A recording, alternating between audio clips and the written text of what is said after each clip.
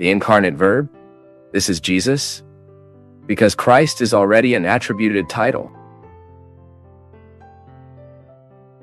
Jesus lived in his history the whole human process. That is, could we say? Jesus being God? Was he privileged to have some special gifts, for example? To be standing before the time? No. Jesus lived and fulfilled all the steps that human beings must live, because otherwise God would be violating this freedom, or would not be fully fulfilling the mystery of the incarnation. We say that the only thing Jesus did not experience from humanity was sin. But why? Because he was a man who lived with righteousness all the time, the experience of being who he was. Of course, he could not try the experience of original sin because he came to correct sin. So, in the parallel of Christology with anthropology, in anthropology, you have the figure of Adam. In Christology, you have the figure of Jesus. So Jesus is to humanity to solve the problem that Adam caused. But you see, then you could say so. So Jesus was sent to the world to solve problem. No. The mystery of the incarnation would happen even if there had not been sin in the history of humanity. This is very beautiful for us to understand. God would like to experience human reality and was already in John's prologue. You already see that from the beginning, the presence of the verb is already in the process of creating the world, and that then the verb itself would experience the life on earth. So this is theology. Christology explaining that Jesus lived the whole human process, including dying. And when dying, it brings human reality to a new reality, which is the resurrection.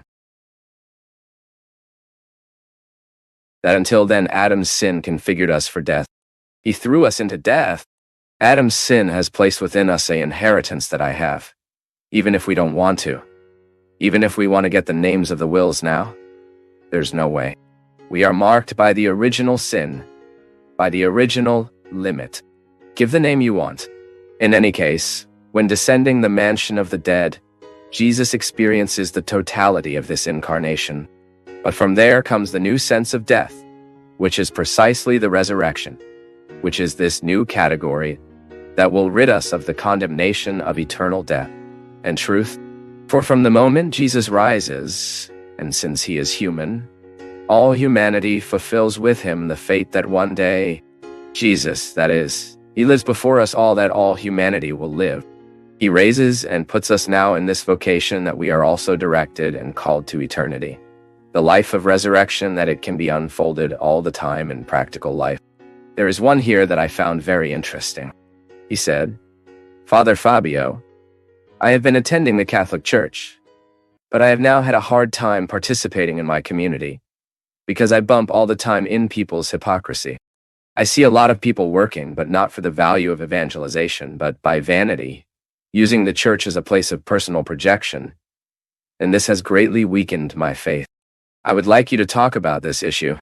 My question is, our faith in God depends on people? Oh my God.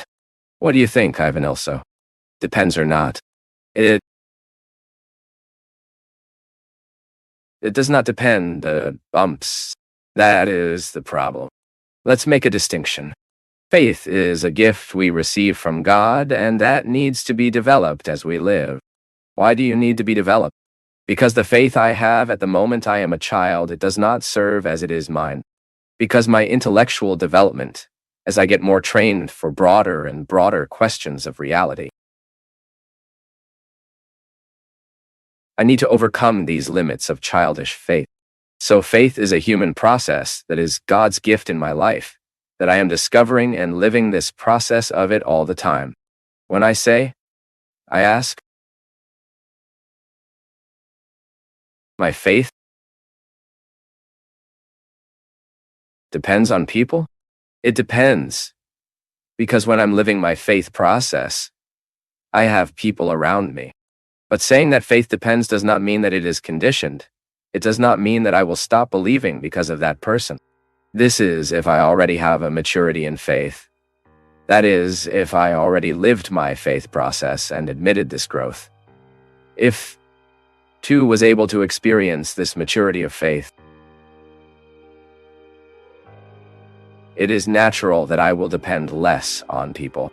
Immature faith, it will depend more on. When I am at a stage of faith, I need the testimony of others. When I'm there, when I'm a child, when I'm a teenager, when I don't have a very consistent faith yet,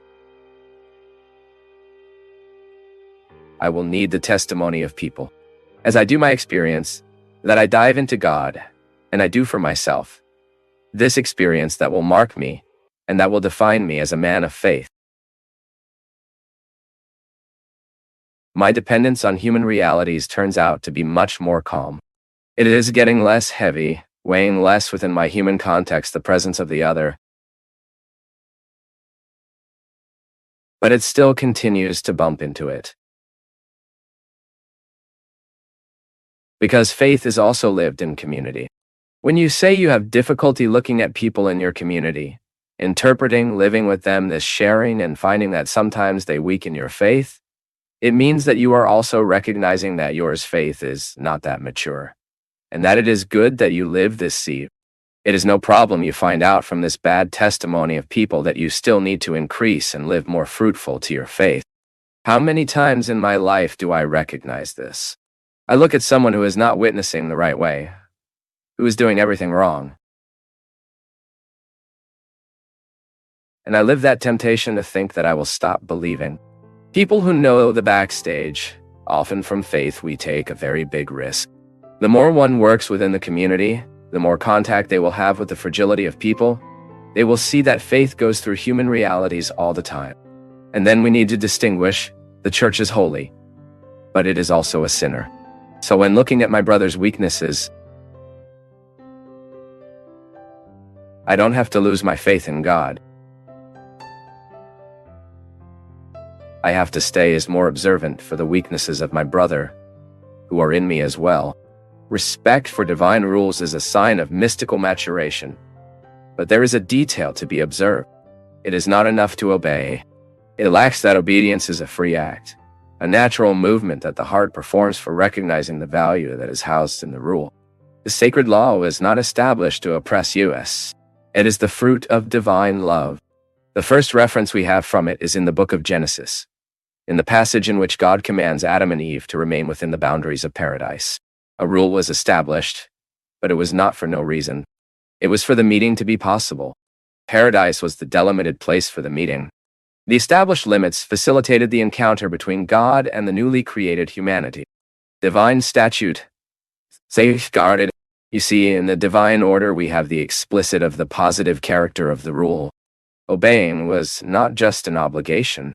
Before that, it was the right to be found. Not exceeding the established limits was to guarantee the proximity to the Creator. Uncomfortable with this harmony, the devil decided to act. The serpent put in their hearts the doubt. They stopped knowing what was really good. Interpreted protection as a deprivation. The loving word that recommended enjoying the boundaries of paradise was distorted. Law was interpreted as a burden and obligation. But God's request did not surround human freedom. Staying within paradise was an exercise of freedom. Go out too. But in this case, it was necessary to give up being under the protection, which to be loving lacks limits. Only those who love set, understand, and respect the limits. But that's not how they taught me. I spent much of my life signed in the legalism of the rule. I never interpreted obedience as a right, only as a duty. I was deprived of understanding that being under divine authority was the same as being loved. It is a rule of life. Every child has the right to obey someone, yes. It is right that one cannot be neglected.